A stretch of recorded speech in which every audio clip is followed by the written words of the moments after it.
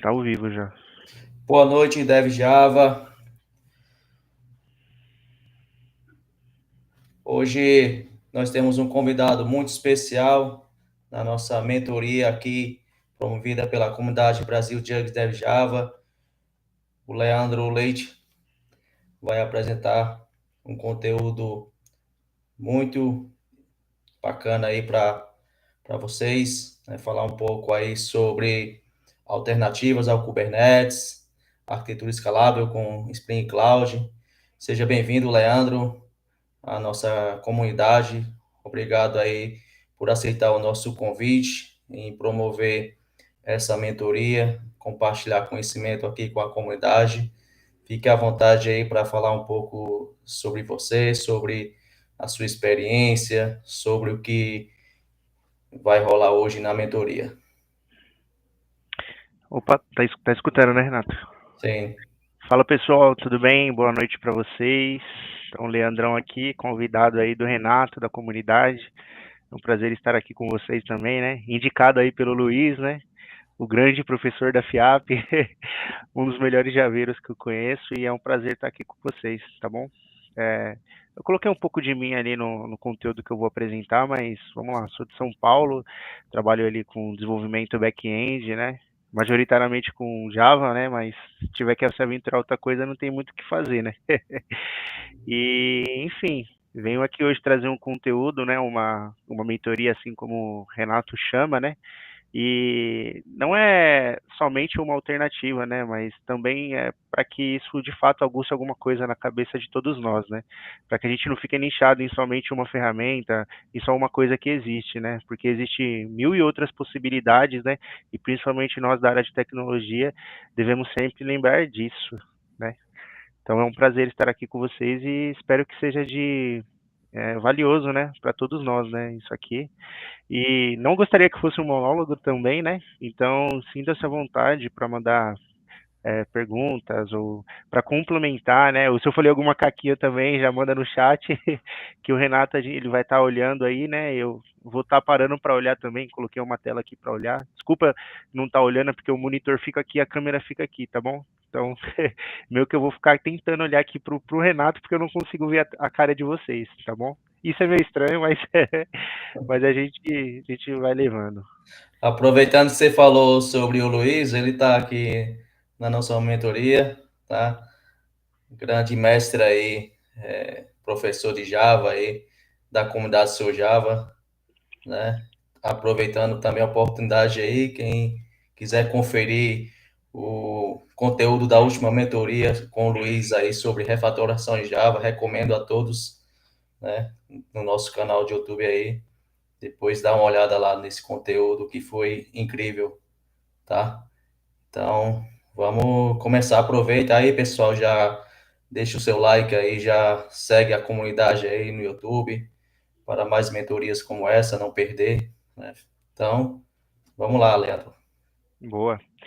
Bom, já peço desculpa para vocês aí que eu tô meio gripado, então vou parar para beber bastante água. Recebi uma notícia hoje, comentei com o Renato ali, que foi um pouco surpresa para mim, então tô meio abalado emocionalmente, mas a gente vai seguindo, né? É, vamos só tentar fazer aqui aquele lance da. Deixa eu ver se eu consigo apresentar aqui assim. Ó, vou tentar compartilhar aqui, viu, Renato? Janela. Vê se foi. Vê se foi. Opa, foi? Opa, já tá aí na tela. Volta. Deixa eu ver só como funciona esses botões aqui. Ah, tá, beleza. Vamos lá então? Podemos começar então, Renato? Pode começar. Ó, eu vou falar bastante com você também. Vamos lá, pessoal. Alternativas ao Kubernetes, arquitetura escalável com Spring Cloud.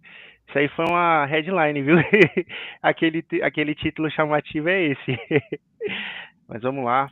Bom, um pouquinho sobre mim, né? Então, sou o Leandro Leite, consumidor de Java, brincadeira, de Java, né? Programador Java, assim como todos nós aqui da comunidade. Tenho 23 anos, trabalho no Serasa, né? Gosto bastante de bateria, né? Sou baterista, tenho 2 cachorros, gosto de viajar, Gosto de codar também, né? Por isso que eu tô aqui também. Gosto de estudar coisas novas e aprendiz de palestrante, né, gente? Essa aqui é uma das, acho que deve ser a quarta, quinta vez que eu tô trazendo algum conteúdo de tecnologia, né?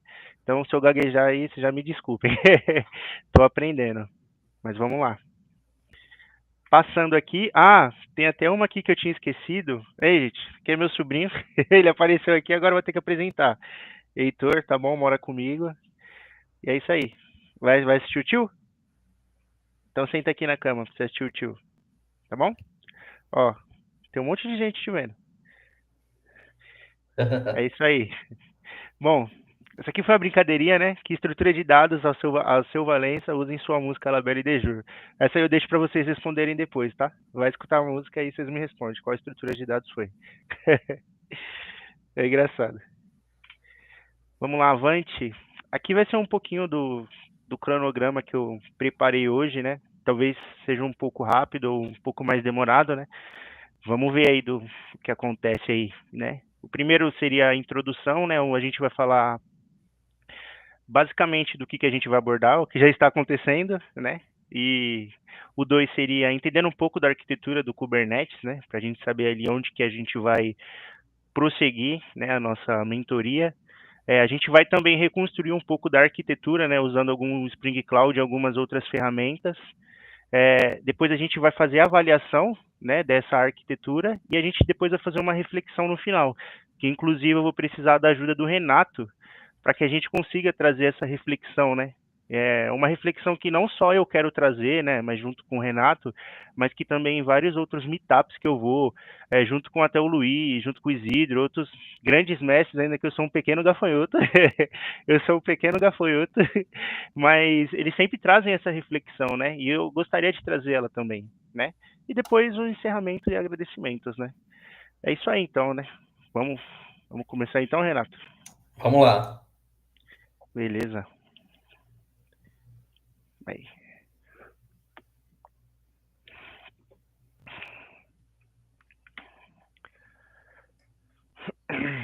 Vamos ver se pula. Aí. Opa, introdução aqui.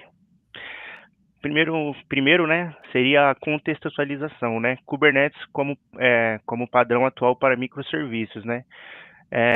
Independente se você trabalha, tá conseguindo ver, Renato? Sim. Você fez uma cara, eu falei, vixe, acho que não tá conseguindo ver, não. Beleza. Independente se você trabalha em uma grande empresa ou não, você já deve ter escutado, ouvir falar, né, sobre Kubernetes, Kubernetes, K8s, enfim, são vários nomes para a mesma ferramenta, né? E é uma ferramenta que tem salvado a vida de muitas pessoas, principalmente de muitas empresas, né? Grandes empresas, né? Desde que foi lançada lá pelo Google em 2015, ela tem salvado a vida de muitos, né? E por ela ter salvado a vida de muitos, ela também trouxe algum peso, né, referente à forma como ela trabalha, né, principalmente na parte de tecnologia hoje, na parte de modernidade, né, a gente falando de microserviços, em arquitetura distribuída, sobre gerenciamento não só por máquinas virtuais como era antigamente, né, mas através de containers também. Então, o Kubernetes ele tem se tornado um padrão atual no mercado, né? E acabou que virou meio que requisito de todos os devs, né? Não sei de todos, né? Mas da maioria que eu conheço, e de fato conhecer um pouco sobre essa ferramenta, né? Porque a maioria das empresas hoje já tem utilizado, né? Principalmente grandes empresas, né? E não é à toa que grandes fornecedores de nuvem, né? Como as três mais principais que a gente conhece, as quatro, né? Que é a Amazon, a Google, a Azure e a Oracle, né? Elas já têm serviços, calma aí, elas já têm serviços que ofertam esse Kubernetes, né? Esse Kubernetes aí pra gente, né? Então, a gente já sabe que Kubernetes hoje é um padrão atual, tá? Então, eu não vim aqui para desclassificar essa ferramenta no mercado jamais, né? Jamais. É aconselhado, na verdade, que vocês usem, né?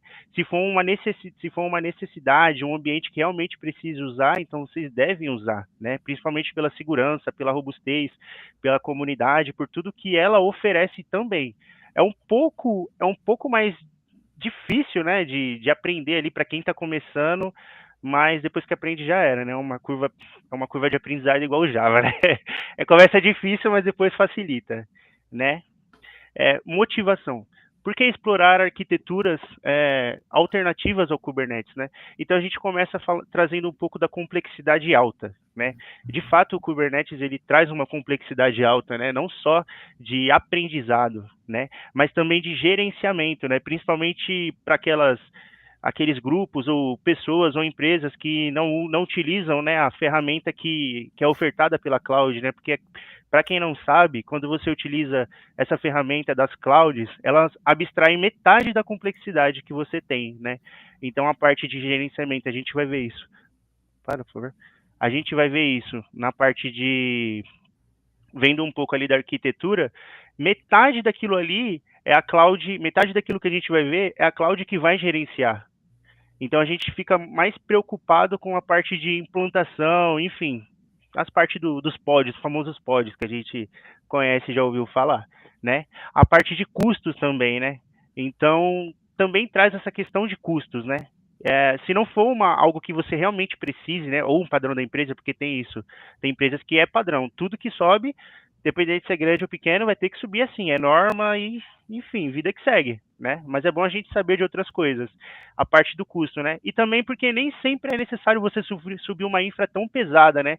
Às vezes você vai fazer uma POC de alguma coisa, ou às vezes um sistema que não vai alcançar tanta gente, tantos usuários, tanta requisição, sabe? E dá para você implementar alguma coisa que seja escalável, seguro e que não vai trazer um peso tão grande assim, ou seja, para o seu time, para a sua empresa, enfim, são vários pontos de vista que você pode pegar para analisar e defender de fato se você tem que usar ou não. Esse é o meu pensamento, tá bom? Se vocês pensarem diferente, tudo bem, a gente pode vir trazer uma discussão também, mas acredito que a motivação é essa, né? Sempre há alternativas, né? Como outras alternativas, né, para orquestradores de container, que é o que a gente está falando aqui hoje. Aí no 3, demonstrar uma abordagem alternativa utilizando Spring Cloud, Docker Swarm e outras ferramentas. Para quem não sabe também, Docker, né? Todo mundo acho que conhece Docker aí, né? O famoso que veio para containerizar tudo. Então, você consegue containerizar uma aplicação sua que você desenvolveu, independente da linguagem. Você consegue utilizar serviços containerizados, como Nginx, sei lá, banco de dados. O que você quiser, você consegue, o que você quiser, e tem as imagens, você consegue subir um container disso, né? E Docker Swarm nada mais é do que um orquestrador de containers, né? Então ele chegou ali, em meados ali, quando surgiu o Kubernetes ali, ele até que era um concorrente ali, né? Mas acabou ficando um pouco para trás ali, e também existe outros, né? Não existe somente o Docker Swarm, existe outros também, como o Nomad, da HashiCorp, e por aí vai, beleza? Vamos continuar aqui, que agora até esqueci, que fiquei meio nervoso. Vamos lá, começando, entendendo um pouco sobre a arquitetura do Kubernetes. Não sou especialista, viu, pessoal? Vamos lá. Eita, que coisa grande. Bom, eu não montei um diagrama meu, né? Até porque não vou ficar reinventando a mesma coisa. Então, entrei lá no site deles. Para quem não sabe, esse diagrama, essa arquitetura está no próprio site, na documentação lá da Kubernetes, né? E, enfim, você consegue entrar. Eduardo, boa noite. Ah, tem comentário por aqui também, né? Boa noite. Ô Renato, eu também não tô conseguindo ver o YouTube, tá? Só para avisar que eu tô cego aqui, tá? É só isso que eu tô vendo e falando aqui e vou embora. Segue. Beleza? Ah, fechou então. Essa arquitetura que eu peguei lá no própria documentação mesmo, tá bom? E só colei aqui. Então a gente vai navegar um pouco pelos componentes para entender algumas coisas aqui. Beleza? Então a gente vai começar por duas coisas, né? Não sei se vocês conseguem ver meu mouse aqui carregando. Beleza. Então a gente vai fazer uma separação lógica aqui, né? Basicamente, se a gente traçasse uma linha vertical aqui no meio, né? Então a gente vai conseguir separar isso aqui, ó, em os control planes, beleza? Control vem, o Renato que é professor de inglês aí, ele vai dizer, né? Significa controle, né? Não é que eu tô errando. Acho que é controle. Beleza? Então desse lado esquerdo fica a parte de controle, a parte de gerenciamento, né? A parte crítica, assim, né? O cérebro do Kubernetes ali, né? Ele fica aqui nessa parte esquerda. Na parte direita, costumamos chamar, né, de data plane, né, que é aqui onde vai rodar os containers, aqui onde vai rodar os famosos pods, né, então eles vão rodar aqui desse lado direito daqui, né. Essa aqui é uma nuvenzinha, essa nuvenzinha aqui é simplesmente um controle manager aqui para os cloud providers, né, conseguirem configurar também, mas por enquanto vocês podem ignorar esse daqui, beleza? Então a gente vai começar aqui, ó, pelo API Server, né, que basicamente é uma API, né? Então tudo que você faz através do Kubernetes, seja ali por interface, seja por requisição core, porque se é uma API você consegue fazer uma requisição HTTP, né? Então, beleza. Então você consegue fazer essa requisição. Então, basicamente, ele é a API que vai conseguir se comunicar com todo o seu cluster. Mandei hashcore para IBM comprou eles. Aí, ó, tá uma coisa que eu não sabia. Mas é assim que a gente aprende, tá vendo? E O aí, mestre falando. o mestre falando, você viu, né? Ele é atualizado. Então, através desse componente aqui, também que roda como um pod aqui dentro dessa. Ah, só trazendo uma coisa aqui antes que eu esqueça. Geralmente eu falo muita coisa, tá bom, pessoal? Então, desculpem aí. É, não é recomendado, na verdade, não se pode rodar nenhum tipo de aplicação diferente das que vem aqui como control plane, né? Padrão, como se fosse um pod, um API, qualquer coisa aqui nesse lado de cá, viu? Não é recomendado. Até porque o que acontece, quando você vai implantar algum cluster, né? Os clusters que são os clusters workers, é onde vai rodar a sua carga de trabalho, tá? Tudo que você quer. Os outros clusters, né, que no caso seria os outros clusters, a outra VM, né, que vai ficar o control plane, é somente o control plane, beleza? Serviços, etc. Então, data roda tudo e control plane é somente a parte de gerenciamento do Kubernetes. Aí, beleza. Aí a gente tem o API Server, né, que basicamente é a API que vai se comunicar com tudo isso. Logo a mais aqui embaixo, a gente tem o schedule, me corrija em inglês aí, né? Ele basicamente, Scheduler. schedule, né? Ele é o componente que vai ficar responsável, né? Por rastrear, por exemplo, você subiu uma nova instância de algum container ou alguma coisa, né? Ele vai ver a carga ele vai saber calcular, né, a carga de todos os nodes, né? Esses nodes são esses cinzinhas que estão aqui, ó. Se eles têm espaço, qual que é a carga deles, para saber em qual lugar ele vai implantar aquilo que você pediu, né? Seja um serviço, seja um container, seja qualquer coisa, né? Ele vai ser o responsável por fazer essa checagem. Então, o nome schedule, não sei o que significa, eu sei o que, agendar, alguma coisa assim. Mas, basicamente, ele tem um trabalho de fazer isso, né? De saber ali onde que ele vai colocar aquilo que você pediu. Beleza? Basicamente isso. Ele decide onde vai ser executado, baseado em recursos, afinidades, nas métricas que estão lá definidas, tá? Aqui a gente tem um etcd, é que tá bem pequeno aqui, tá, gente? etcd. etcd é um banco de dados, né? etcd é um banco de dados, chave-valor, e vamos se dizer assim, que se por acaso você perdeu o etcd, se o etcd caiu do seu cluster caiu, porque tudo que é gerenciado, né? Então, se você sobe um node, se você sobe um objeto, qualquer coisa, isso fica armazenado dentro desse banco de dados chave-valor, né? E o que acontece? Se o banco cair, então ninguém vai ter referência de nada, né? Então nada mais vai funcionar. Então, isso aqui é uma das coisas mais críticas também do Kubernetes, né? Que é esse banco de dados aqui. E aqui mais para cima, calma aí, pessoal, só um minutinho. Aqui mais para cima a gente tem o CM, né, que está abreviado, é o Controller Manager, né? Então esse cara aqui, ele é basicamente existem vários tipos de controllers, né? Vou falar assim, basicamente existe vários tipos de controller dentro do Kubernetes, do control plane. Então tem controller de cron, tem de cron job, né? Tem controller de diversas coisas, né? E não só isso, né?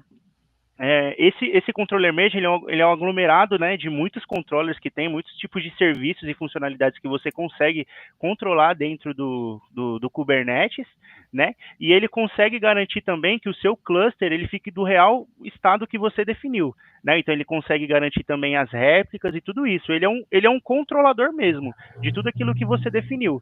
Então, se você redefiniu alguma regra, se, por exemplo, se você definiu um cron job que sei lá, quando quando eu passar determinado tempo, vai subir um pod de tal lugar, ele é o que é o responsável disso, beleza? Então ele consegue garantir todo o estado que você definiu do seu cluster, beleza? Tem o CCM, né? Se ficar alguma dúvida aí, vocês mandam também. Se eu não souber, a gente decifra junto. Tem o CCM, né? Que é o Cloud Controller, né? Do Cloud Provider, né? Então, basicamente, assim, lembra que eu falei para vocês que tem as clouds, elas oferecem também, né? O Kubernetes, né? Como um serviço. Então, o que acontece? Essa API aqui serve para fazer comunicação com a própria, por exemplo, vamos colocar aqui a AWS, né? Então a AWS ela utiliza do meio dessa API para fazer a comunicação com o seu cluster, né? Então se você define um outscale lá, ou um load balance, um ALB, então é através dessa API aqui que ela vai conseguir conectar com o seu cluster, entendeu? Mas se você tiver no seu on-premise ali, não, é opcional, né? Basicamente é opcional. Eu achei que na fotinha estava escrito opcional lá na arquitetura, mas acho que eu peguei uma foto anterior. Mas. Ah, não, tá aqui, ó. Cloud Controller Manager, aqui, ó, opcional. Tá vendo? Aqui tá opcional. E aqui, do lado direito, né, a parte que a gente falou lá no começo, os data planes, né? Então a gente vê aqui cinza os nodes, né? Que são os nós do seu cluster. E dentro dos nós, né, a gente tem o kubelet. O que seria o kubelet? Kubelet seria o agente, né? Aquele responsável por executar, né? Se vamos se dizer assim que o Docker é o orquestrador ali, né? Então, e ele está orquestrando containers ali, né? Então vamos se dizer assim que os kubelets seriam os capitães do navio ali, do barco, entendeu? Então cada node tem seu capitão ali, né? Então ele é responsável por pegar aquilo que o API Service, né? E não só pegar o que a API Service está falando, mas a comunicação também. E executar aquilo que está sendo pedido, beleza? É um agente que ele roda no Node, beleza? Então cada Node tem seu agente. E ele aplica tudo aquilo que o API Server mandar, tá bom? Só para a gente continuar. Bom, o kubeproxy, né, que é esse cinza, esse que está aqui embaixo, ó, tem até o linkzinho aqui, ó. Ele gerencia todo o tráfego do pod, né? E implementa os load balance locais, enfim, ele faz regras de P-tables. Ixi, ele faz muita coisa, gente. Então, ele é bem essencial, né? E, enfim, resumindo aqui, para a gente não ficar muito tempo aqui, gente, esse aqui é só um breve resumo do que é a arquitetura do Kubernetes, né? É o que eu falei, eu ainda estudo bastante isso, porque é bem complexo, é bem grande, é bem extenso, né? E, enfim, espero que deu para entender um pouquinho aqui para ver aonde a gente vai chegar, né? Mas acredito que quem esteja aqui, né, se esteja aprendendo ou não, já deve ter a noção de containers, né? Então, só para dizer aqui que a menor medida de unidade aqui dentro do Kubernetes seria o pod, tá bom? Do Kubernetes seria o pod. Então, o seu container roda dentro de um pod. O seu pod roda dentro de um node, tá bom? E o seu node e todo o cluster é gerenciado através desse control plane aqui, tá bom? Vocês vão ouvir muito, se vocês conhecem ou se vocês vão estudar muito sobre essa palavrinha aqui, control plane, tá bom? Aí vocês lembram que é tudo isso aqui, tá? E é uma infra bem pesada. Enfim, tem por enquanto tem alguma coisa lá, Renato? Dúvida? Alguma coisa não, né? Pode seguir, né? Ainda não, pode seguir. Beleza. Vamos seguir aqui. Não tá seguindo? Aí, agora foi. Agora eu vou explicar alguns dos principais serviços que a gente vai abordar hoje, tá? E não quer dizer que é só esses serviços, tá? Eu vou explicar alguns, porque foi justamente os que eu peguei ali para dar uma mexida ali no Spring Cloud, tá bom? Eu acho que vocês até conhecem, tá bom? Principalmente falando um pouco ali de arquitetura distribuída, então são padrões que são necessários para que isso funcione de maneira em que consiga escalar, tá bom? Então, primeiro que a gente. Lembrando que é muito mais que isso, ó, que eu falei. Beleza. Service Discovery, né? Então, Service Discovery basicamente é um serviço de descoberta, né? Que permite que você encontre dinamicamente dentro do cluster outros serviços, né? Que estão registrados, seja por nome, seja por IP, até por nome seria o DNS, né?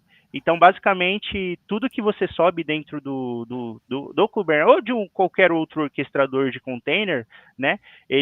Qualquer outro que eu conheço três, né? E os três, eles têm um Service Discovery nativo, né? Então, tudo que você sobe dentro, todo container que você sobe, automaticamente ele é registrado e automaticamente um serviço começa a reconhecer o outro. Justamente por isso, porque eles não estão somente, né? Pode ser que sim ou pode ser que não, na mesma rede, né? Mas eles conseguem fazer isso, tá? Beleza. O próximo seria o API Gateway e balanceamento de carga, né? Então, API Gateway, eu acho que tá todo mundo, o pessoal, não sei, tá pegando ainda, né? O API Gateway, basicamente, ele é a porta única de entrada de requisições, né? Então, basicamente, se a gente tem, exemplo, 10 microserviços lá dentro da nossa arquitetura, e a gente tem, sei lá, um front no web, um app iOS, um app Kotlin, sei lá, para Android, né? E várias telas, várias coisas. Então pensa que são 10 microserviços, tá? Vamos tentar analisar uma arquitetura na mente assim. Então, e desculpem se está escutando o barulho externo, tá, pessoal? Que aqui eu não consigo fechar a porta, que quebrou a porta por algum motivo, mas enfim, vamos continuar. Se estiver ruim, você me fala, tá, Renato? Então, basicamente, o que acontece? As requisições vêm, né? E existe o API Gateway, que ele basicamente ele centraliza todas as requisições nele. E ele é o cara que conhece para quem vai mandar. Então, por exemplo, se você precisa chegar no microserviço B, você não vai precisar bater direto lá. Você vai bater nele e ele vai redirecionar você pelo B. Né? Não necessariamente o cliente, né, seria o browser, enfim, precisa conhecer onde ele tem que acessar. O API Gateway conhece. O API Gateway conhece. Então você bate nele e ele bate nos lugares. Né? Eu acho que deu para entender, né? Ele faz a redistribuição do tráfego ali dentro. Então o cliente ele só precisa conhecer um endereço. O restante é ele que faz. O balanceamento de carga, é basicamente o load balance que a gente costuma ouvir falar bastante, né? É uma outra funcionalidade, um outro pattern, né, que a gente tem nesse mundo grande aí de tecnologia, né?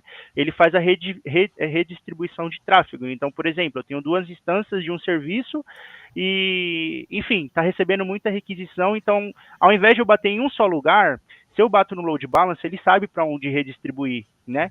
E esse load balance, além de ser um serviço, né, uma aplicação, pode ser, a gente tem load balance a nível de aplicação, load balance a nível de sei lá, uma infraestrutura, né? Então são vários, né? A gente tem um do Spring, a gente tem o Nginx, aí tem o Kong, aí tem o API Guide do Google, aí tem o AWS, eu esqueci, enfim. Mas todos eles fazem o mesmo serviço, tá? E existe, pelo que eu conheço, tá? Se eu entendi direito, são dois API Guide, os load balances, né? Tem o load balance que faz a nível de HTTP, né? Na camada, se a gente for relembrar um pouco de rede ali, né? Tem um load balance que faz a redistribuição na camada 7, camada de aplicação e a camada de rede, tá? Mas prefiro falar assim antes que eu esqueça a ordem ali, tá?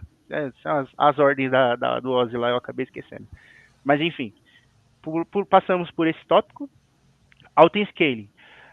Autoscaling basicamente ele ajusta automaticamente a quantidade de distância com base na carga, né? Então, alguns orquestradores oferecem isso também, né, como Kubernetes. Então, basicamente, determinada carga, determinada quantidade de CPU ali, enfim, atingido, ele consegue escalar automaticamente aquele seu serviço, né? E a gente está falando de escalando horizontalmente, tá? É por isso que veio esse Kubernetes escalar horizontalmente, né? Ao invés de eu escalar, por exemplo, a CPU, que é a escala vertical que a gente já conhece, por exemplo, tem 1 GB de CPU, vai ser 2 GB. Essa é a escala vertical. Não, vai ser ao contrário. Escala horizontal. Se eu tenho um serviço com 1 GB, então vai ter mais um serviço dele, ou seja, uma réplica dele, né, com mais 1 GB. Então essa é a escala horizontal. Ele consegue saber, né, com base nessa carga, né, se ele vai ter que escalar ou não, né? E da mesma maneira que tem o autoscale, tem o downscale, que quando ele já não recebe ou não está consumindo aquele recurso que estava sendo consumido, né? Ele faz o downscale para não ficar gastando recurso à toa, né? Tem isso também. configuração centralizada, né? Então, basicamente, você tem uma infra grande, uma infra pesada, com centenas de ou dezenas de microserviços, né? E cada um deles tem uma configuração, né? Cada um deles tem as secrets, né? A gente fala lá no application properties, lá tem várias variáveis de ambiente, né? Então, pensa você configurar tudo isso em lugares diferentes ou em arquivos, não sei, no papel e caneta, papel de pão. Então não dá para fazer isso, né? Tem que existir algum componente para trazer toda essa configuração centralizada. E alguns orquestradores, né, e alguns tem projetos também que fazem essa configuração centralizada, né, para você guardar tudo que é de determinadas coisas ou daquele determinado grupo ou do determinado serviço em um só lugar. Então, quando você sobe, aquilo já está guardado, a configuração já está centralizada. E quando você precisar, por exemplo, alterar aquilo, imagine você precisa alterar alguma configuração, alguma variável de ambiente, você vai ter que descer a aplicação, vai ter que descer o seu pod, e aí quem está precisando acessar o pod lá, o cliente, não acessa porque você foi trocar a configuração lá do ambiente. Então não dá, né? Então a gente troca isso centralizadamente, né? E como eu falei, o Kubernetes ele tem isso, né? As secrets lá, as famosas secrets, né? Tem isso também, mas tem outros projetos também que trazem essa configuração centralizada, né? O último aqui, bom, orquestração de containers é basicamente o que a gente está falando, né? É, é a ferramenta capaz de automatizar deploy, de escalar, de ter a conexão, as interfaces, toda a distribuição de redes, ter os health checks das aplicações que estão on, que não estão on, né? Ter o auto-healing ali, que é, por exemplo, uma aplicação que não tá saudável, né? Não tá legal, tá dando um monte de erro, tá quebrando. Ela tem a capacidade de ou matar aquela aplicação e fazer nascer outra, né? Mas garantir a resiliência do seu ambiente, né? Então, o orquestrador de containers é bem configurado, independente de qual seja, se ele é complexo, se ele não é complexo, ele garante isso, né? Reinício dos containers. Então, ele basicamente o que ele faz é o que um navio de container faz, né? Ele orquestra, fica tudo arrumadinho, tudo bonitinho e garante o trajeto durante a viagem.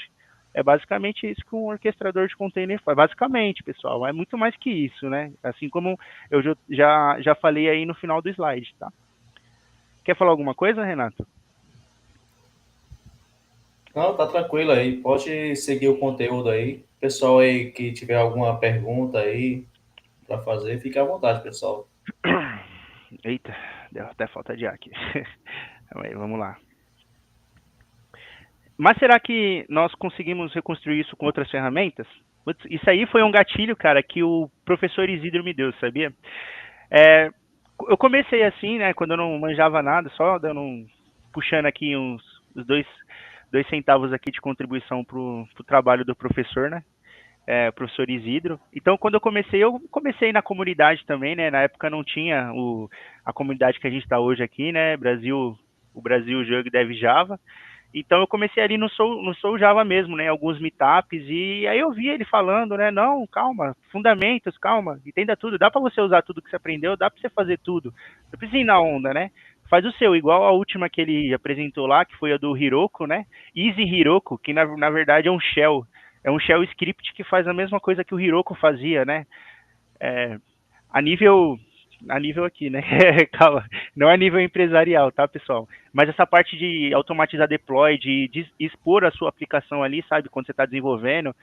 Então, aquilo ali me deu alguns gatilhos, sabe?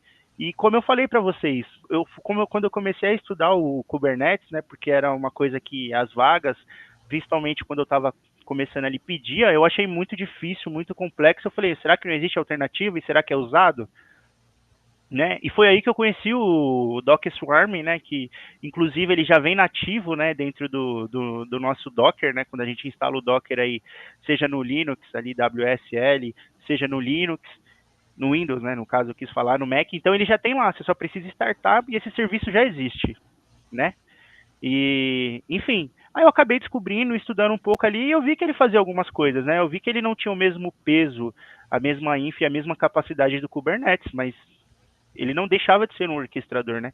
E aí eu comecei a querer montar alguma coisa, né? Foi aí que surgiu a ideia do não sei o que. Eu falei, vou fazer alguma coisa e vamos ver se funciona. E funcionou. Então resolvi trazer aqui, né? Mas enfim, vamos lá. Pular aqui. E se, ó, só vou pegar aqui, mas será que podemos construir isso com outras ferramentas? E se de Service Discovery usássemos o Spring Netflix Eureka? Vocês já conhecem o Spring Cloud, né, que é um projeto dentro do ecossistema Spring? Existe um Service Discovery lá, né? E esse Service Discovery, né, que Netflix ali desenvolveu, né, acredito que seja por isso o nome, basicamente ele faz toda essa parte de descobrir serviços, né? E é muito simples configurar, cara. É bem simples mesmo. Não sei se vocês já se aventuraram por teste, enfim, só para ver realmente como funciona. Você tem que só instalar as dependências ali, né? Se ele vai ser o Service Discovery ali, o servidor, e os outros vão ser os clientes, né? Então os clientes, eles têm que ter a dependência do cliente, e o servidor vai ter a dependência do server, né? E automaticamente, quando você faz isso, você sobe uma instância de uma aplicação, ele já consegue descobrir qual que é ela. E você não precisa ficar configurando IP, né? Não precisa ficar configurando coisas assim, não precisa, sabe? Ele consegue fazer isso tudo sozinho, né? Netflix fez só isso sozinha. Brincadeira. E se você subir mais instâncias dele, subir mais instâncias da mesma aplicação, ele consegue descobrir todas elas, né? Então, o nosso próprio ecossistema ali do Java já permite que a gente traga isso, né? Então, uma alternativa ao Service Discovery de orquestradores ali, né? Enfim, seria o Netflix Eureka, né? Até mesmo se você tiver ali no seu on-premise, não está ali com a sua infra dockerizada, está subindo no padrão, no manual de sempre lá, né? Que as VM Zona, funciona da mesma maneira, né? Mas vamos lá, lembrando que tem que estar na rede, tá? Se não tiver na rede, também não vai dar certo. Mas vamos lá. API Gateway e balanceamento de carga. O que será que a gente tem para isso? Eu já tinha citado um spoiler que tinha alguns outros serviços para isso, né? Lá no slide passado, mas a gente tem o Spring Cloud Gateway também. Enfim, o Spring Cloud Gateway, ele traz muita coisa daquilo que os serviços já trazem também, né? E você consegue fazer muito mais. Só um minutinho, pessoal.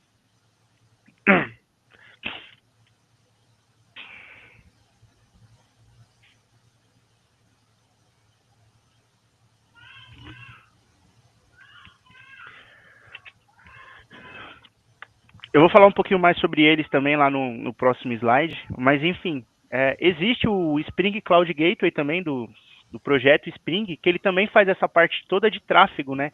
De rotear requisições. E ele traz um dos benefícios muito grande, né? Porque ele já tem, por padrão, já implementado, né? Os circuit breaks, né? Para quem já se aventurou a pesquisar um pouco, a estudar um pouco sobre isso, né? Trazer um pouco mais de resiliência aos nossos padrões de arquitetura de microserviços, né? Você também pode colocar nele autenticação, autorização, você também pode trazer armazenamento em cache, né, já que ele é o cara que descobre todos eles, né, e ele vem conectado também com o Eureka.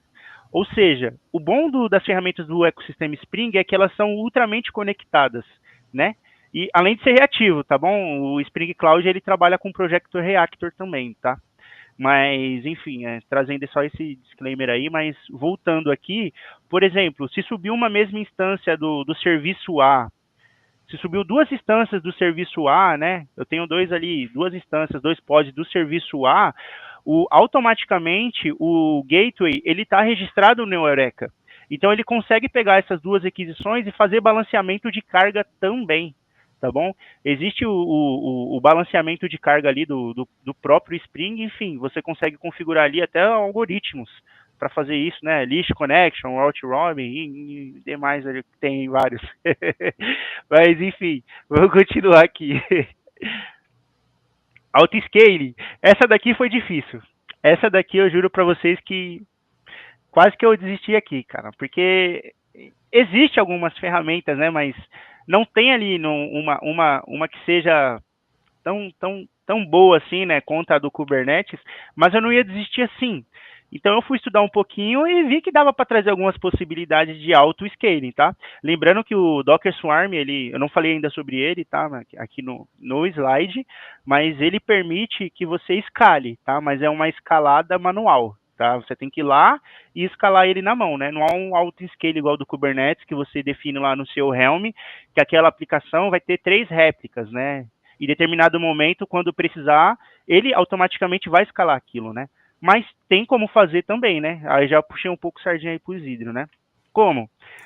Cara, a gente pode usar métricas de Actuator, né? Para quem conhece aí o Spring Actuator, né? Aquele que dispõe métricas e muito mais coisas das nossas APIs. A gente pode usar o C-Advisor, né? Que seria o Container Advisor, que expõe métricas de CPU, métricas de tudo que você quiser do seu container, né? A gente pode usar o bom e velho Python, né? Que é bem simples, cara, você utilizar Python para criar scripts, né? Então, a gente conhece, né? Então, acho que todo mundo aqui já fez algum script em Python para automatizar alguma tarefa, né? Então, basicamente, aqui seria a mesma coisa, tá? O único passo que isso aqui traz é uma configuração na mão. Você só precisa configurar, quando você for criar um serviço uma vez, dentro do seu cluster, você vai ter que só precisar registrar ele. Mas é o mesmo script, tá? Aí, beleza. E você pode utilizar o Python, né, com essas métricas, para acionar a API do Docker para fazer esse scaling, né, esse swarm scaling, né. Então, vai ser um auto-scaling, né. Não vai ser com aquela regra inteligente que o Kubernetes tem, mas você pode inovar com a sua regra de auto-scaling da forma que você quer e pode ser muito melhor, né. Então, depende do caso de uso, depende do que você quer fazer, qual que é a sua regra de negócio, qual que é o tipo de ambiente resiliente que você vai querer ter. Não existe bala de prata, aqui é um improviso, funciona, e inclusive eu também pesquisei, tá bom? Eu não só coloquei aqui, mas eu fui pesquisar para ver se alguém já usou isso. Inclusive até no próprio site da Docker Swarm tem um trecho lá que é de, sabe, como se fosse um Slack, né? Eu esqueci o nome disso. Como se fosse um Slack, um Stack Overflow. E aí o pessoal falando, mas como que eu faço o auto-scale usando o Docker Swarm, não sei o que, não tem. Aí todo mundo compartilhando a mesma ideia, fazendo as mesmas coisas, tá? E utilizam isso. Inclusive teve um comentário que falou assim, cara, eu trabalho aqui numa empresa bilionária, o nosso ambiente de produção é em Docker Swarm, e assim, tal coisa, tal coisa, eu posso mandar aqui até para vocês. Eu falei, né? Então eu não estou falando à toa. realmente dá. Então, essa seria a parte um pouquinho mais manual, né? Mas funciona também, pessoal. Funciona. O mais importante de tudo é você saber tudo o que você está colocando, você conhecer o que você coloca, conhecer como manejar aquilo, né? Como controlar. Acho que o Renato caiu. Ou foi eu que caí? Calma aí, deixa eu dar uma pausa só para entender o que aconteceu.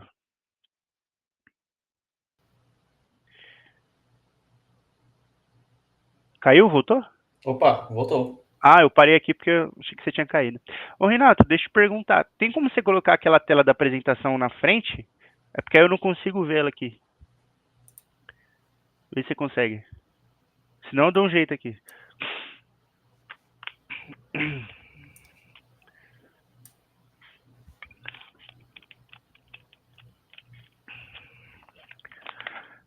Boa. Continuando lá. Configuração centralizada. A gente falou no tópico passado, né? Opa, Spring de novo. Spring Cloud Config trazendo mais uma vez configuração centralizada, né? E ele também consegue trazer esse padrão de você configurar tudo em um só lugar, né? E o engraçado é que todos eles estão registrados no Eureka, tá? Só para esclarecimento, tá bom? E o legal dele é que as mesmas vantagens que eu falei no slide passado, ele também traz, né? E ele traz até um pouco a mais, a parte de segurança, né? Você consegue trafegar esses dados via criptografia assimétrica. Então, são várias coisinhas que você pode utilizar o Spring Cloud e funciona muito bem. E, basicamente, uma das configurações mais padrões que tem, né? Para você utilizar ele por exemplo, você cria um repositório lá no GitHub, e você vai configurar o seu Spring Cloud Config, né? Que ele é um servidor, né? Ele é um projeto à parte também. Vamos se dizer assim que eles são aplicações de configurações, tá? O Service Discover, o Netflix Eureka, o Spring Cloud Gateway, o Spring Cloud Config, né? Então eles são meio que configurações, né? São servidores de configurações. Então você consegue configurar o Spring Cloud Config, por exemplo, acessando um repositório do GitHub, onde você armazenou, por exemplo, todas as suas variáveis de ambiente de um application properties, seja de dev, de deploy. E o legal disso é que você não precisa ter vários, um Spring Cloud Config para o microserviço A, um para o microserviço B, um para o serviço C. Não. Se você organizar ele por nomes, né, eles nomeados certinho com a extensão deles, né, porque é feito meio que como posso dizer isso, né? A leitura dele, né, meio que uma leitura ali, vamos falar ele binária, né? Ele vem lendo de trás para frente, então ele consegue identificar de qual serviço corresponde àquela configuração que você está guardando lá no repositório. Né? Então, ele consegue fazer esse rastreamento e, independente se tenha 100 aplicações lá, se elas estiverem configuradas certinho com os nomes delas, ele vai saber em qual aplicar. Né? E o mais legal de tudo isso é que em tempo de execução, se você precisa, vou colocar um cenário menos crítico aqui, tá? Para ninguém se assustar. Em dev, trocou o banco de dados. Mas a QA estava fazendo um teste. E agora, como que a gente faz? Eu tenho que restartar a aplicação para trocar a config? Não. Você simplesmente vai lá no GitHub, no seu repositório, tá? Não tem só o repositório, mas é o que eu estou utilizando aqui de exemplo. Troca a sua configuração, beleza? Você troca a sua URL lá, porque nada mais é do que lá dentro, o que você vai armazenar no repositório do GitHub seria o application.properties. Seria, por exemplo, esse, entendeu? Você vai armazenar ele lá. E o que acontece? Automaticamente, quando você trocar a configuração, você pode utilizar do Actuator Refresh para ele dar um refresh ali na aplicação e automaticamente aquela configuração é aplicada, né? Então você não precisa, e ele vai começar a acessar a nova URL, né? Do exemplo que a gente aplicou aqui. Ele vai começar a acessar a nova URL. Então você não precisa dar o downtime da aplicação para você trocar alguma configuração, né? Em alta disponibilidade, né? Em tempo de execução você consegue fazer isso, tá? É bem legal. Esses aí você já ouviu falar tudo, né, Renato? Eu já ouvi falar no Eureka, já usei em um projeto com microserviços, né? Achei bem legal. Que ali você dá para registrar vários microserviços, né, dentro do servidor Eureka. É isso aí. Eureka é bom demais. Algumas tecnologias que a Netflix fez, cara, na verdade, as que eu cheguei a estudar assim eram muito boas, né? Porque a arquitetura, não sei se quem viu já, né? Depois dá um Google aí para vocês verem como que é bem grande, né? E muitas coisas que eles usam, se não a maioria, é tudo em Spring, né? Então eles são grandes contribuidores do projeto. Vamos continuar aqui. Orquestração de container, né? Eu já tinha dado o spoiler, seria Docker Swarm. Para a gente conseguir fazer a mesma coisa que a gente faria, né, com Kubernetes. É óbvio que existem os casos de uso, tá bom, pessoal? Não é em todo lugar, não é no API do Pix que você vai colocar o Docker Swarm. É só um exemplo aqui, tá bom? Mas vamos lá, vamos passar aqui para o próximo slide. Vamos ver como ficaria? Opa! Trouxe uma arquitetura. Não sou tão bom em construir arquitetura, tá? Apesar que eu gosto muito, mas eu não sou tão bom. Não sei se o zoom tá legal aqui também. Deixa eu ver aqui. Mas beleza, vamos lá. Vou tentar explicar essa daqui, tá bom, pessoal? Eu coloquei esse Internet External User aqui, tá? Só uma forma de exemplificar aquilo que a gente estava fazendo. Então eu propus uma arquitetura aqui, tá bom, pessoal? Mas isso aqui pode ser rodado dentro de um on-premise, pode ser rodado dentro de uma VM, tá bom? E o mais legal de tudo isso é que isso aqui traz resiliência também, né? Traz alta disponibilidade. Porque essa infra que eu ainda vou explicar aqui, essa arquitetura que eu ainda vou explicar aqui, ela pode não estar somente em uma VM, mas ela pode estar em duas. Ela não precisa estar só necessariamente na AWS, ela pode estar na AWS e na Azure ao mesmo tempo. Então, com o Docker Swarm, você consegue também fazer esse multi-cloud, né? Essa parte de você conectar vários servidores, né, com os mesmos os mesmos dados, né? Essa réplica, né? Essa alta disponibilidade de fato, né? E o Docker Swarm, ele trabalha um pouco diferente do Kubernetes. Lembra que eu comentei lá no início que o Kubernetes não é recomendado, né? Você não deve rodar nada dentro do manager do Kubernetes, né? Que seria ali o Node Manager, né? Não seria o worker, né? O master, né? Aqui não, aqui pelo contrário, o master do Docker Swarm você pode rodar. É comum você rodar você rodar seus containers dentro do master do Docker Swarm, entendeu? Agora a gente vai navegar um pouco aqui, ó, para vocês verem onde eu encaixei cada coisa. Ó, eu vou olhar um pouco aqui para trás, mas beleza. Ó, aqui dentro a gente consegue ver aqui, ó, que tudo está sendo rodado dentro de um cluster Swarm, que por sinal é muito fácil de você criar, tá bom? É muito fácil. É apenas 3 ou 4 comandos. Depois de você iniciar o Docker Swarm init, né? Porque ele vem desativado. Muita gente nem sabe que tem isso, né? Quando você tem o Docker instalado, tá bom? Mas basicamente você só tem que fazer isso e pronto. Você vai criar seu cluster Swarm, né? E o mais engraçado de tudo é que você não precisa ficar com medo ou preocupado, nossa, mas como que eu vou criar mais um cluster para eu ter mais um node dele para eu ter alta disponibilidade? Cara, é tão simples como você coar um café. Você simplesmente pega também Docker Swarm Joy Token master e o worker, né? É basicamente isso. Ele te gera um output e esse output você joga onde você quiser. Como eu falei, você pode jogar lá onde você quiser. Enfim, vamos supor que você tem duas VM na AWS e as duas VMs você quer que elas sejam masters, né? Basicamente, que se uma VM cair, tem a outra master, né? O que não pode acontecer é os dois masters cair, tá bom? Vamos se dizer que os dois cérebros caem, não dá. Então você pode ter esse controle, tá bom? Então, com esse output que ele é gerado, você só cola lá no terminal e pronto, está conectado. Entendeu? Então, quando você subir uma instância, um serviço, dependendo da quantidade de réplica, automaticamente isso já vai ser redistribuído para os dois. E ele faz toda essa inteligência e toda essa orquestração. E ele também traz o auto-healing, o health check. Então, tudo que a gente está acostumado a ver ali em questão de segurança das nossas aplicações, ele também já traz. Beleza? E vamos começar aqui. Como Service Discover, o que eu coloquei aqui? Spring Cloud, Netflix, Eureka. O Docker Swarm, ele tem um Service Discover dele, tá? Ele tem. Só que, por que eu coloquei esse Service Discover aqui? Porque justamente eu estou utilizando um gateway. Então, o gateway, o Docker Swarm, ele vai conhecer. Só que o gateway, ele tem que conhecer também onde os serviços estão nascendo, em qual node que ele está nascendo, né? Então, é necessário. Então é necessário que tenha esse Service Discovery aqui, beleza? Tá. A gente tem o Spring Cloud Config aqui, como eu falei para vocês. Se fosse o Kubernetes, seria Secrets, como eu falei para vocês, só que a gente pode ter esse Spring Cloud Config aqui e configurar tudo em um repositório só.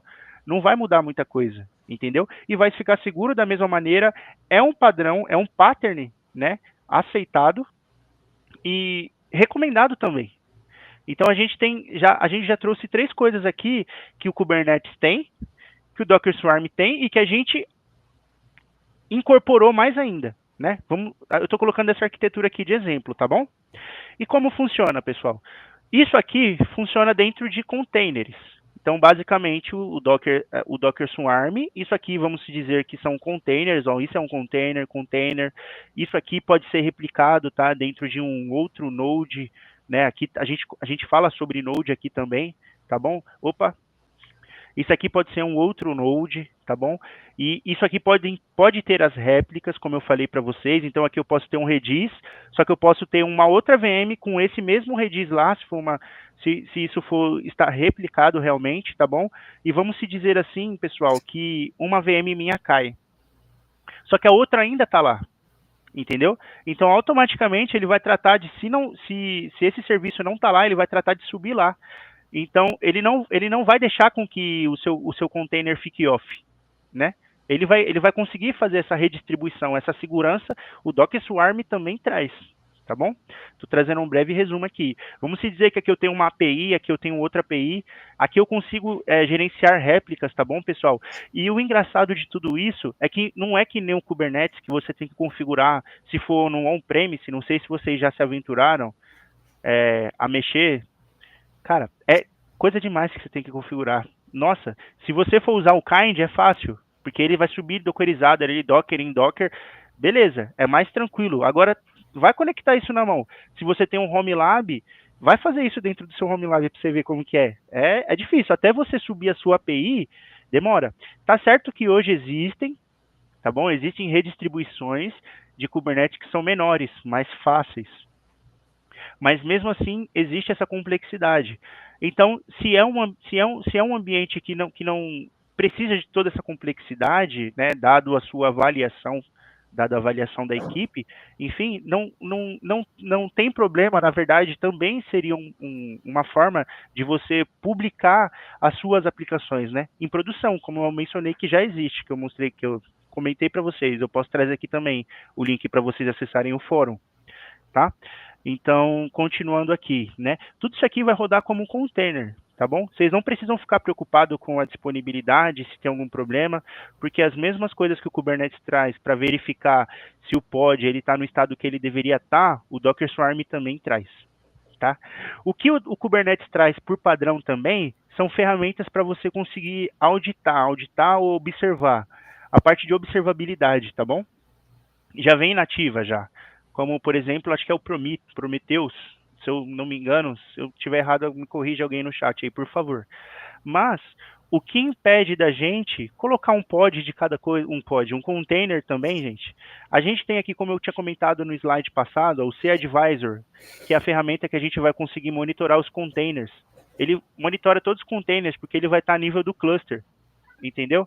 A gente tem o Grafana, que é a ferramenta para a gente conseguir visualizar tudo aquilo que a gente está expondo, né, de métricas, enfim, tudo. A gente tem um Prometheus que consegue colher as métricas, né, de cada container. A gente tem um Node Export, que ele consegue exportar para o Prometheus também toda a parte de gerente de memória, de CPU, de como que tá esse node, como que tá, entendeu? Então você não precisa ficar preocupado em como você vai observar o seu cluster em geral, independente de onde ele esteja, porque você consegue fazer todo esse monitoramento e é fácil também, porque você só precisa rodar um container. Lembre que você não precisa rodar um container, subir um pod e beleza. Não, aqui você só roda o container dentro do cluster e já era. E para você rodar um container é muito simples. Você simplesmente, é como vocês já ouviram falar no Docker Compose, o Docker Swarm ele tem um arquivo que é a mesma coisa, né? É quase a mesma coisa, né? E você consegue rodar tudo isso. A diferença é que eles têm que estar na rede, na mesma rede dele, né? Mas você consegue rodar tudo isso também. É como se fosse um Docker Compose. E você dá o enter e simplificando aqui, tá bom, pessoal? Você dá o enter e pronto, ele já sobe. Então, ele traz toda essa facilidade, tá bom? Então, não é qualquer coisa. Se fosse qualquer coisa, o Docker Swarm não estaria nem sendo mantido hoje em dia, mas ainda é mantido, né? Por mais que não tenha aquela comunidade grande igual tem o Kubernetes, né, gente? O suporte, mas ainda é mantido, né? E ele vem nativo. E, enfim, eu trouxe um pouco dessa arquitetura aqui. Essa, com certeza, é uma alternativa ao Kubernetes. Funciona, porque funcionou pro meu caso de uso, onde eu já passei, né? Inclusive, eu já vi arquiteturas similares pesquisando, porque eu não quis só trazer qualquer coisa aqui, né? Eu quis trazer alguma coisa que realmente é usável, né? E aí a gente vai descobrir, tá, mas quando que isso é usável? Será que é em qualquer sistema que eu posso implementar uma arquitetura dessa? Não, é óbvio que não, né? Existem casos de uso. Será que é aplicações pequenas ou empresa pequena, médio porte? A gente pode se aventurar e colocar, entendeu? Só que vai chegar um nível de que a gente vai precisar de um gerenciamento total. Vai chegar um nível onde o valor que você paga de infraestrutura não, né, não que não vai ser importante, mas o valor que você paga de infraestrutura não vai ser o ponto-alvo do seu negócio, entendeu? Mas é aquilo tá sempre ativo, sei lá, 1.000 usuários por minuto, muita coisa ao mesmo tempo, que a gente vai precisar de um upgrade, tá, pessoal? Então, existem os casos de uso para você aplicar essa alternativa. E como eu falei para vocês, eu trouxe aqui o Docker Swarm, mas existem outras ferramentas. Até como o Luiz ele trouxe aí o comentário que a IBM comprou o Nomad, né, lá da HashiCorp, ou ele foi a HashiCorp inteira? Eu não vi. Mas, enfim, trouxe um pouco dessa arquitetura. Eu queria até ver se alguém tinha alguma dúvida, se Renato tinha alguma dúvida, né? E fala, Benjamin.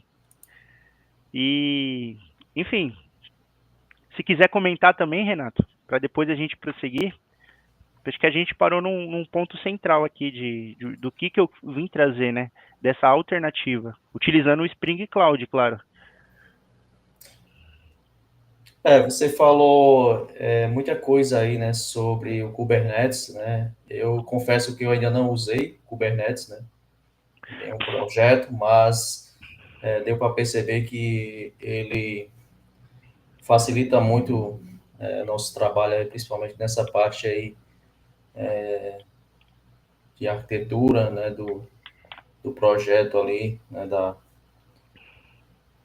e você pode usar essas ferramentas, né, para ganhar produtividade, né, no seu trabalho, né, ali juntamente com outras ferramentas, né, como o Docker também, né, que eu já tenho um pouco de experiência, já conheço um pouco, né, já trabalhei em algum projeto ali usando Docker, principalmente integrado ali com a AWS, né, então essa experiência, né, que eu tive deu para perceber que é um ganho de tempo ali, né, no seu trabalho, né, quando você vai fazer o deploy da aplicação, subir, né, usando essas ferramentas aí, então, realmente, como muitos falam, né, é uma mão na roda, né. E é isso, pessoal. Se alguém quiser fazer alguma pergunta, fazer algum comentário aí, fique à vontade.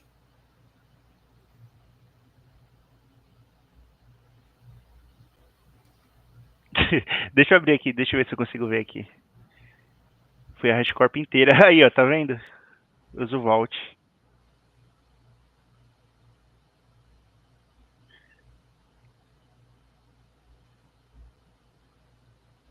Bacana, aí se o pessoal quiser. Acabei de migrar um projeto legado para o Kubernetes. E aí, o que você acha, Renato, dessa pergunta do Luiz? Acabei de migrar um projeto legado para o Kubernetes. Qual a visão de vocês? É possível ter uma melhoria na performance mesmo sendo legado? Uma boa pergunta. O que você acha? Eu já tenho alguma experiência em projetos legados, mas acredito que, na minha visão, acho que depende muito da arquitetura, né? Eu acho que esses projetos legados, né, tem um pouco, tem uma diferença, né, assim, na minha visão, relacionada aos projetos mais usando microserviços ali, acho que talvez, dependendo da arquitetura, né, mas eu acho que tanto em sistemas monolíticos como sistemas usando microserviços, acho que dependendo da arquitetura que você usa ali, acho que dá para usar essas ferramentas, né, mas eu acredito que eu ainda prefiro sistemas mais organizados ali, né, usando microserviços, né. É que a gente está trazendo um pouco mais não só da modernidade, né? Mas da segurança também, né? E como eu falei, a alta disponibilidade, né? Então, a resposta dessa pergunta depende, porque, porque assim, depende de como esse sistema legado foi construído, né? Eu pelo menos eu já vi sistema legado sendo construído que futuramente era uma promessa, tá? Era assim, era uma promessa de que ele viraria um microserviço, né? Ele viraria, na verdade, esse sistema, né, que era legado, era um monolito, ele se dividiria em microserviços, né? E se hospedaria dentro de uma cloud, não seria nenhum premise, era promessa. E ele foi construído através dessa análise, né? Tanto que para a construção desse sistema, ele foi bem separado, sabe? Foi algo que ficou fácil você dividir esse sistema em vários pedacinhos, né? E, assim, depende, sempre dá, né? Como que antes de existir Kubernetes, antes de existir cloud, como que funcionava antes? Sistemas grandes escalavam já antigamente, né? Então, na verdade, sim, né? Depende. Legado dá para performar sim. Tem muito sistema legado que performa, né? Mas é claro, se a gente quer facilidade, segurança, menos dor de cabeça e tem grana para investir, então é mais ou menos ali, é nesse ponto que você fez aí, nessa mudança de arquitetura, de infraestrutura que você fez, é onde a gente chega, né? Eu responderia sim essa pergunta, né? Mas ela é bem meio complexa, né? Porque depende do negócio, depende do sistema, de quem depende de uma série de fatores, mas eu acredito que sim. O Luiz completou aí, ó, legal. Ouvi a seguinte analogia: sistema legado no Kubernetes é tipo um carro velho andando numa estrada nova. Aí eu respondi que o carro velho, numa estrada velha, tem mais chance de cair os pedaços. Nossa, que lapada, hein? Você respondeu. Essa foi boa. Muito boa. Eu acredito que precisa mudar muitas coisas, né? Eu acho que o projeto, além da arquitetura, né, também tem que ver as tecnologias que estão sendo utilizadas, né? Eu vejo sistemas legados, né? Você usando versões mais antigas, né? Então, eu acredito que, além da arquitetura, né, tem que também ver o que é que está sendo usado no mercado aí, né? Porque sistemas legados, né, eu particularmente já tive experiência de trabalhar num sistema legado de mais de 20 anos, né, que estava no mercado, né, e se você olhar, né, de 20 anos para cá, né, mudou muita coisa, né. Então, imagina você migrar esse sistema legado, né, que já está há 20 anos, né, para uma arquitetura nova, né, usando novas tecnologias, né. Então, acredito que, na minha visão, vai ter um trabalho, mas acredito que dá para fazer uma melhoria aí, né, em questão de performance, né. Tem mais alguma pergunta antes de eu prosseguir? A Letícia perguntou, o Spring Cloud ainda é uma boa escolha para arquiteturas modernas baseadas em eventos e mensageria, Event Driving? Na minha visão, sim, né? Até porque é através do Spring Cloud ali que você vai ter os projetos para você conseguir conectar brokers, né, de mensagerias ali ou de eventos, né? Sei que se a gente estiver dentro de uma infraestrutura, por exemplo, se toda a nossa plataforma, como é comum de algumas empresas, que eu não vou fazer propaganda aqui, é hospedada dentro da AWS, né?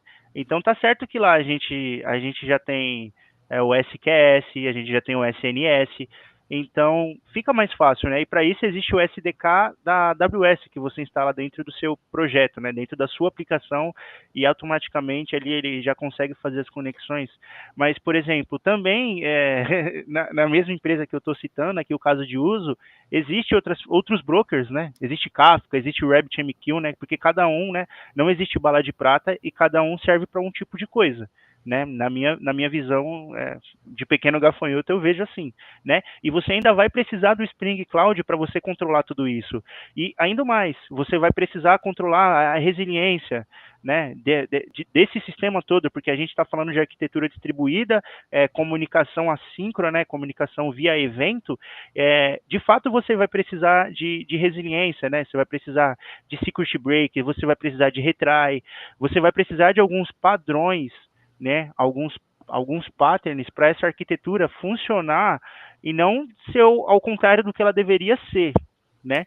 Porque conforme ela cresce, né, porque a arquitetura de microserviço é um pouco mais complicada para gerenciar, de fato traz uma responsabilidade maior, mas pelo menos o Spring Cloud, né, e alguns outros projetos por fora que se integram a ele, traz essa segurança e essa configuração, esse padrão que a gente precisa para a arquitetura funcionar como um todo, né? Não sei se eu respondi a sua pergunta, Letícia, mas eu vejo isso. Você vê o que, Renato, em relação a isso? Eu já usei um pouco de mensageria, né, em um projeto, né, mas acredito que sim, né, na minha visão ali, acho que você fazendo um sistema ali bem distribuído, né, acho que principalmente usando microserviços ali, né, usando mensageria, usando o Kafka, né, ou outro serviço de mensageria, né, eu acho que você consegue sim, né, usando essas ferramentas aí que nós temos hoje, né? Acho que, principalmente quando você tem ali uma comunicação entre dois serviços, né? Entre duas aplicações, então, eu acho que você consegue utilizar essas tecnologias. É isso aí, concordo. Bom, então vou passando aqui pro próximo, tá, pessoal? Já está encerrando para não ficar tão massivo. Ó. Eu imaginei que seria meia hora, já foi para uma hora, mas a gente segue alugando o tempo de vocês aí. Vamos lá. Avaliando. Então, eu vim trazer um resumo geral aqui, né, sobre os projetos que eu mencionei. Spring Cloud Eureka, então, registro de serviços automáticos, descoberta automática, zero configos para IP e DNS, como eu tinha mencionado para vocês, e escalabilidade simples, né? Porque um serviço vai conseguir reconhecer o outro apenas se registrando nele. É uma dependência que você precisa configurar, né? É uma dependência que você precisa configurar e uma linha, mais nada. O Spring Cloud Gateway, né? Você consegue fazer o roteamento, autenticação, autorização, você consegue trazer métricas e logs, né? Não só métricas e logs, mas como você consegue trazer o traces também, que está lá embaixo em observabilidade, para o Spring Cloud Gateway, utilizando do Spring Cloud Sloth. Sloot ou Sloth? O meu inglês é bem ruim, mas vamos lá. Implementando um Zipkin, né? Então, você consegue trazer também benefícios para a sua arquitetura em geral, utilizando esses projetos, tá bom? Então, eu venho aqui enfatizar que é legal você utilizar das ferramentas do ecossistema do Spring, não só porque elas se conectam, mas o benefício que ela traz para a arquitetura, a segurança, a parte da observabilidade é muito grande, tá bom? E isso em qualquer sistema, tá bom? É porque eu não conheço a fundo tantas bibliotecas, tantos frameworks de outras linguagens, tá? Mas eu creio que seja assim, né? Não é possível que é só o Java, que é bem robusto desse jeito, né? Mas a parte de armazenamento em cache, né, para você não ficar sobrecarregando com consulta desnecessária, né, se é uma requisição ali sem estado, a mesma coisa, você consegue definir através de configurações ali muito simples dentro do Spring, né, para você conseguir trazer isso, né, limitação de taxa, que também é um padrão de arquitetura de microserviços, né, para que você venha evitar DDoS, né, determinado IP está fazendo um monte de requisição, mesma coisa, pô, limita ele, né? Daqui a determinado tempo ele volta a fazer a requisição lá. Você consegue trazer essa resiliência, né? Conforme eu coloquei nesses pequenos tópicos aqui, né? Aí a gente vai para o Spring Cloud Config, né? Que é a centralização total de configs, alteração em tempo real, como eu mencionei, padronização e governança, para você ter tudo do jeito que você padronizou. Então vai ter circuits para dev, para homologação e para produção. Você consegue trazer também a configuração segura, como eu falei, trafegar esses dados via criptografia assimétrica. Você consegue também utilizar disso também para fazer configuração com outros fornecedores de Identity Provider, né, utilizando também ali nesse próprio servidor de config também o security para fazer isso, né, do Spring Security. Então, são diversas coisas que, se você tiver a mente bem aflorada, você vai conseguir ver o mundo de possibilidades que tem. Na parte de observabilidade, a gente tem o Prometheus, Container Advisor, Grafana, Alert Manager também, dentro dessa infraestrutura, voltando para a nossa arquitetura aqui, se dá um chabu em qualquer lugar aí, ou, por exemplo, você definiu duas réplicas de uma aplicação que não está mais aguentando, você pode trazer essa confiabilidade, porque se você configurar isso dentro daquele script que eu mencionei para vocês, não só do script, mas dentro do monitoramento da sua infraestrutura, com o Alert Manager, você consegue enviar um e-mail, enviar um SMS, um sinal de fumaça para quem quiser que for, entendeu? É como se você estivesse configurando aqueles alerts da AWS. É basicamente a mesma coisa, né? Você traz os traces também, que eu já vim mencionando aqui, os traces distribuídos, né? Para quando você estiver fazendo ali um troubleshooting ou alguma coisa assim. Enfim. E Docker Swarm, né? Já vamos responder essa pergunta. Não sei se foi pergunta ou foi alguma coisa do Yuri que apareceu aqui na tela. Mas, enfim, facilidade de uso. Gente, você treinar uma equipe inteira, que eu de fato eu não conheço, né? Todos os devs hoje, se todos, pelo menos que estão começando, já estão se atentando a isso, eles têm que saber disso, eles têm que estudar isso, né? Enfim, é uma demanda que você precisa, não só financeira, mas também de mão de obra, né? Você requer que profissionais saibam manejar essa ferramenta, o Kubernetes, né? E o Docker Swarm, ele é muito mais fácil. A curva de aprendizagem dele é baixa, no máximo média, entendeu? Você só precisa conhecer o conceito de dockerização, né? É isso que você precisa conhecer. Você precisa conhecer um pouco de rede, sobre os armazenamentos também, né, dentro do mundo do Docker ali. É isso que você precisa conhecer. E de resto, você pode utilizar ele também para ser deployado dentro de clouds, né? Você pode utilizar a infraestrutura como código, da mesma maneira que você vai usar no Kubernetes. A parte do gerenciamento, gente, é muito mais simples, entendeu? Se você não quiser, mesmo assim, você pode utilizar um serverless mesmo, não precisa ser um orquestrador pesado, né, como o Kubernetes mesmo, né? Você pode pular para um serverless também, né? Se a sua ideia não é configurar nada, né, não ter controle de nada da sua infraestrutura, você só quer que rode. Então já tem serviços hoje nos clouds providers aí que rodam seu container aí e já era, entendeu? Acho que é o Fargate, né, o da Amazon, que ele consegue fazer isso e, cara, e vida que segue, né? Mas basicamente, eu gosto de ter controle da infraestrutura, pelo menos saber o que está acontecendo em tudo aquilo, né? Eu falo mas vamos lá. Configuração inicial, que eu falei para vocês, que é bem simples. A configuração inicial de você rodar um cluster Docker Swarm é muito simples. São poucas configurações que você precisa saber. É óbvio que você precisa ter seu cenário ali de negócio, seu caso de uso ali, porque você vai usar aquilo, tá bom? Mas dado que você sabe isso, você consegue implantar facilmente, tá bom? E como eu falei para vocês, com alta disponibilidade. Não são todos os recursos que ele tem, né, do Kubernetes, mas os principais para ser um orquestrador ele tem. E o restante a gente improvisa, como eu mostrei para vocês no slide anterior. Gerenciamento de serviços, alta disponibilidade, segurança, networking, né? Por mais que não seja uma networking igual as possibilidades que você tem lá dentro do Kubernetes, né? Uma Istio, um Service Mesh, enfim, mas você também consegue ter uma networking, né? Uma rede que vai atender, né? Porque se não atendesse, nem existiria. Mas vai atender muito bem, né? Uma network overlay ali, o Ingress, né? Um Ingress ali que faz a conexão ali de todos os containers ali dentro do seu cluster, né? Dentro dos nodes ali, enfim, né? Tempo para produção, é muito mais rápido você levar uma aplicação, quer dizer, depende também. Depende da mão de obra que está mexendo ali naquilo, né? Se é uma equipe grande, se já existe um procedimento, né? Uma esteira para fazer isso. Então, isso depende, tá? Mas vamos se dizer assim que fosse uma pessoa que não conhecesse tanto ali sobre Kubernetes, mas soubesse sobre Docker, seria muito mais fácil ela colocar uma aplicação em produção via cluster Docker Swarm do que Kubernetes, tá bom? Então, a gente não pode esquecer disso, tudo depende.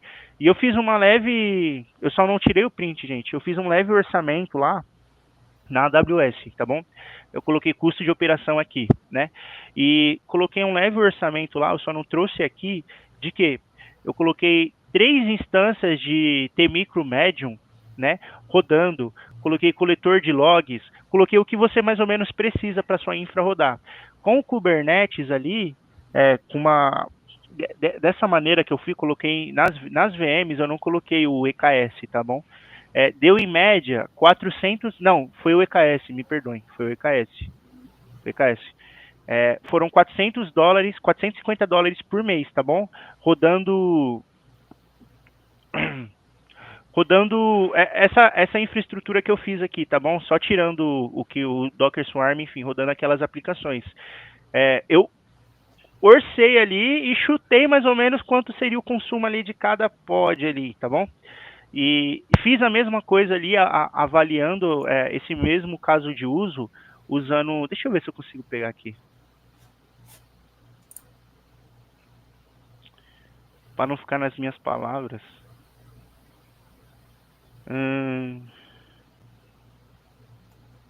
Perdi já. Perdi. Enfim, ficaria mais ou menos 40%, 40 a 60% menor, tá bom? Ficou um valor de $320 por mês a $380, tá bom? É bastante grana para quem não é empresa, né? Pelo menos para mim aqui, que sou apenas um jovem programador. Não investiria isso, não dá, só se eu tivesse um SaaS, mas ó, a gente trazer cenários de uso aqui para o Docker Swarm. Você tem um ambiente de teste, se você vai provar alguma coisa, uma prova de conceito de alguma coisa, se você tem um micro SaaS ou um SaaS, isso já funciona. Inclusive, o pessoal que mexe com, sabe, NHN, esses bot de WhatsApp, sabe essas coisas assim, aquelas API do WhatsApp, tudo que eles rodam lá nas VPS, enfim, eles rodam isso em clusters Swarm. Para você ter ideia, pode pesquisar que eu estou falando e você vai ver, eles rodam tudo com réplica, tudo, e o pessoal é só da automação lá dos low code e no code, né? Eles rodam tudo com Docker Swarm, para vocês terem ideia. Então, assim, tem gente que usa, eu estou falando para vocês, dá para economizar, tá bom? E, enfim, vamos pro próximo aqui. Beleza. Antes de a gente entrar aqui nesse último tópico aqui, qual que era a última pergunta lá, Renato? Não sei se foi pergunta, fala. Não, foi apenas um comentário do Yuri, né? Ele falou aqui, né, que o Laravel chega a ser um pouco semelhante no nível de quantidade de coisas. Realmente, eu sou bem familiarizado com Docker. Estou modernizando a infraestrutura na empresa e conversa tem sido meu objetivo até então. Apesar da dificuldade. Realmente. Mas, cara, não vim trazer isso para a gente abolir o Kubernetes das nossas vidas, né? Até porque as empresas terão. Não vai ser essa palestra, não vai ser outra, não vai ser um pitch, não vai ser uma mentoria que vai fazer o pessoal mudar de ideia. Talvez seja para um teste, para um ambiente de homologação, mas o Kubernetes, como eu falei lá no início, ele é uma ferramenta altamente conceituada no mercado de tecnologia, principalmente no mercado de infraestrutura, no mercado de desenvolvimento. Então é legal que vocês estudem, é legal que vocês aprendam, que vocês saibam a menos ali o simples de como funciona todo esse ecossistema, como funciona toda essa infraestrutura. Pelo menos você saber o que cada coisa faz ali, não talvez configurar ali, né? Porque se a gente está falando de grandes empresas também, ou médias, pequenas empresas, tem pessoas que são dedicadas, igual antigamente tinha o sysadmin, né? É o cara que coordenava ali, né, as máquinas virtuais, os servidores, tudo. Eram os administradores de sistemas, né? A gente tem hoje os DevOps, os SREs, né? Mas é legal que a gente saiba onde o que a gente está construindo vai rodar. Que nem é legal, eu vejo uma propaganda que tem bastante no Quarkus, né? Acho que você constrói direto, né, para nuvem, você constrói direto para cloud, você constrói nativo para Kubernetes. Então, assim, é legal a gente ter esse pensamento, né? É legal a gente ter esse pensamento.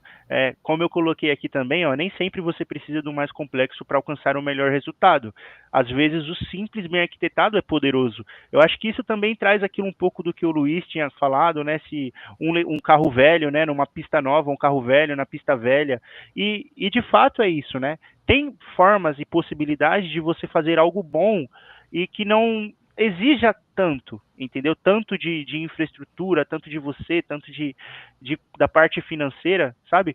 Basta você colocar a sua criatividade em ação e conhecer ferramentas, porque qual ferramenta daqui que eu coloquei hoje, assim, se não for numa cloud, claro, que é uma ferramenta que não é open source? Todas são open source, entendeu? Você não vai gastar. E enfim, e questione, experimente e construa com o que você tem em mãos. Então, com o que eu sabia, né, com o pouco que eu sei, né, com um pouco que eu conheço de projetos open sources, né, eu consegui montar essa pequena arquitetura que serviria até, não sei, um, não sei dizer aqui, né? Nunca tive nenhum produto assim, mas enfim, aplicações que eu já trabalhei, por exemplo, na minha empresa anterior, que rodariam suficientemente aqui, né? E, cara, e vida que segue, né? Então é legal a gente ter esse pensamento que a gente pode criar sim, a gente pode fazer sim, e não precisa ser o mais complexo, o mais difícil que vai quebrar a cabeça de todo o time, né? Pode ser algo simples que dê para começar, que dê para fazer, que dê para escalar, que seja seguro, como o que eu apresentei aqui para vocês, né? Caso alguém pense diferente, pode manifestar também que a gente vai trazer isso aqui. Talvez eu esteja pensando errado, talvez eu esteja com um pensamento um pouco mais atrasado, mesmo sabendo que atualmente na minha empresa hoje a gente usa, né? Acho que a maioria das empresas grandes hoje usam Kubernetes, né? Então a gente usa isso, é obrigado a usar. Eu gosto muito de Kubernetes, né? Mas para quem está começando, pelo menos para não cair nesse susto, dá para começar devagar também, né? Ou para uma empresa também pode começar assim, né? Numa arquitetura assim, numa infraestrutura assim, que também não vai ficar difícil migrar, porque é tudo container, gente. Se você criar uma infra assim, para você migrar isso depois não é difícil, vai estar tudo dockerizado já, entendeu? Depende só da forma e como você vai fazer isso. Mas de restante, o que eu trago hoje para vocês é isso. Eu espero que de fato tenha contribuído pelo menos para mostrar algumas coisas novas e se vocês já conhecem algum pensamento diferente, né? Eu espero que enriqueça de fato essa comunidade, né? E trazendo também aqui um convite já, o que o Renato ia fazer, mas eu vou me antecipar aqui, venham também trazer isso aqui na comunidade, né? O Renato, eu sei que ele é bem aberto a isso, cara, e de fato a gente precisa da comunidade aqui, pelo menos Brasil Joga e Dev Jaga, engajada, sabe? Eu sei que cada um tem um conhecimento diferente, que nem o Guri falou sobre Laravel. Eu realmente não conheço o ecossistema do Laravel, né? Realmente, mas é muito mais do que existe, não existe só, eu sei que não existe só Java, Spring, Quarkus, enfim. Eu sei que existe uma infinidade de coisas, né? É que eu vim me especializar aqui. É aqui que eu gosto de fazer. Só que eu sei que existe um mundo inteiro, né? E quem sabe esse mundo inteiro que não existe um dia vai servir para mim, pelo menos uma parte desse mundo inteiro vai servir como uma pecinha na arquitetura que eu estou montando, né, que é basicamente a área que eu gostaria de seguir, a parte da arquitetura. Então, é basicamente esse pensamento que eu venho trazer aqui para vocês, tá bom? E criem. É basicamente isso, criem. Põe a mão na massa, cria mesmo, vai dar certo. Se dar errado, pesquisa. Tem o chat GPT aí, dá para pesquisar, né? E é isso, cara. É isso que eu queria trazer um pouco aqui, né? Então, puxando É, aqui também já um pouco aqui do. Opa, deu uma bugada aqui. é só uma pergunta aqui do Gabriel Ah, Adão, para a gente já finalizar, né? Gostei bastante. E uma dúvida: como posso, por exemplo, fazer um teste no meu PC para exercitar toda essa questão do Kubernetes? cara, você pode fazer como eu fiz, né? O que eu fiz? Eu criei um cluster dentro de um container. Eu criei um cluster Kubernetes dentro de um container. Você pode pesquisar aí uma ferramenta chamada Kind, né? E com ela você vai conseguir gerir uma infraestrutura a nível de container, né? Uma infraestrutura Kubernetes, você vai conseguir configurar o que você quiser. É o que eu estou falando, é dentro de um container, né? Não um cluster todo que envolve outras VMs, né? Outros nodes, outros. Você consegue criar nodes também, mas outros marks, né, masters em outros locais, mas você vai conseguir aprender tudo o que você precisa. Então, o Kind ele vai te ajudar a fazer isso, tá? E caso você esteja tendo dificuldade também, né? Quando eu comecei assim, eu encontrei bastante vídeo no YouTube. Tá certo que não é em português, mas assim deu para amenizar, né? Mas a documentação é muito boa. Não tem só o Kind também, né? Se você não sei qual é o ambiente que você desenvolve hoje, estuda, né? Mas tem outras alternativas também. Não sei se vocês já ouviram falar no Kube Spray, também, né? O KubeSpray também é um projeto, né? Todos esses que eu estou falando tem repositório no GitHub, tem uma documentação. Então, com o KubeSpray você consegue conectar o KubeSpray na, sabe aquelas VM Oracle? Agora eu esqueci o nome. Que a gente criava as VMs aqui de sistema operacional no Windows. Eu esqueci, VMware, né? Acho que é VMware. Então você consegue aplicar ali um arquivo de configuração e subir direto ali dentro da sua VM, que se você esteja utilizando o Linux e quiser criar uma VM Linux, né? Você pode ir além também. Você pode, caso você tenha free tier em alguma das clouds, né? Você pode abrir uma VM lá que é gratuita. Você pode ir na Oracle também, que tem uma configuração específica lá que é sempre gratuita, né, na OCI. Então, você pode criar um arquivo Ansible ali, né? É bem simples também. Se você me procurar depois, eu te ajudo até a preparar isso. E você cola lá dentro da VM e ele vai criar um cluster Kubernetes para você. Não vai ser um cluster para produção nem nada, mas vai servir para você estudar. Mas se for a nível de agora, que vai servir, e foi o que eu usei, tá? Eu usei o Kind. Acho que é isso. É isso aí. Só o último comentário aqui do Eduardo, né? Concordo plenamente com a sua visão, Leandro. O custo deve ser sempre analisado. Docker Swarm consegue ser bem mais barato e aguenta a pressão. Opa, desculpa. Realmente é isso, ó, pelo menos um não, né? Eu sei que mais pessoas sim, mas de fato existem outras possibilidades, como eu falei. Existem alternativas, gente.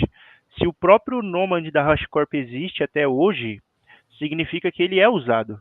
Significa que alguém compra ele, né? Então, assim, por que não usar? Se existe que é um orquestrador alternativo, tá bom, pessoal? Mas caso vocês queiram realmente utilizar um Kubernetes, tem serviços nos cloud providers também que eles disponibilizam você usar o Kubernetes, só que você não gerencia nada.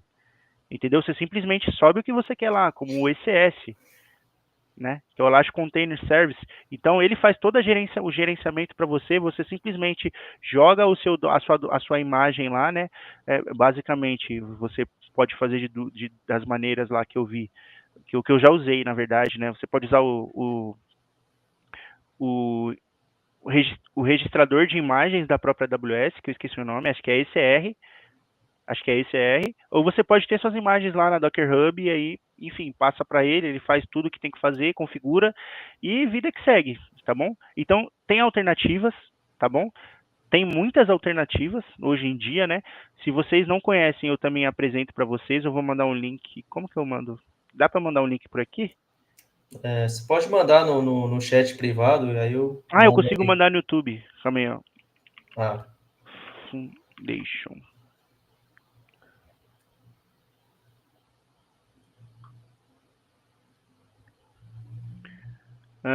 Cadê?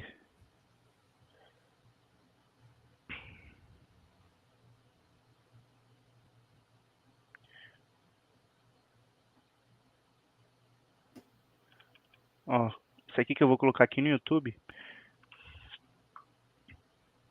E com ele, se você entrar nele, você vai ver que são várias ferramentas, vários projetos, várias aplicações para que você consiga saber o tanto de alternativa que você tem no mundo cloud, né? É basicamente isso. Não sei se eu mandei o link certo, mas tem aí.